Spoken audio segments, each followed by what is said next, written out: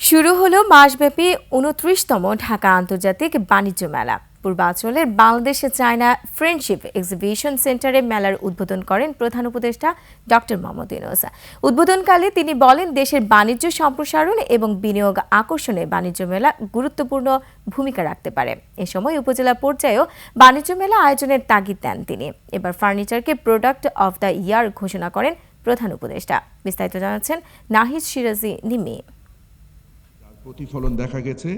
পর্দা উঠল ২৯তম ঢাকা আন্তর্জাতিক বাণিজ্য মেলার। পূর্বাচলের বাংলাদেশ চায়না ফ্রেন্ডশিপ এক্সিবিশন সেন্টারে মেলা উদ্বোধন করেন অন্তর্বর্তী সরকারের প্রধান উপদেষ্টা ডক্টর মোহাম্মদ ইউনূস। ইংরেজি বছরের প্রথম দিনেই যে আমরা উদ্বোধনী বক্তব্যে প্রধান উপদেষ্টা বলেন, রপ্তানি প্রসার ও উৎপাদনমুখী কর্মকাণ্ড বেগবান করতে বাণিজ্য মেলা গুরুত্বপূর্ণ ভূমিকা রাখবে।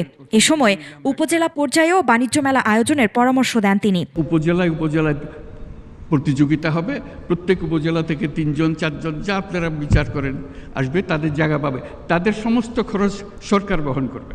ভবিষ্যতে দেশে বিনিয়োগকারীরা আসবেন তরুণদের মেধা দেখে। তারুণ্য নির্ভর সেই মেলাই হবে আসল বাণিজ্য মেলা। ভবিষ্যতের মেলা সারা দেশ জুড়ে হবে, জায়গায় জায়গায় হবে, এবং এটা হলো চূড়ান্ত মেলা। সবাই আসবে, দেখতে আসবে।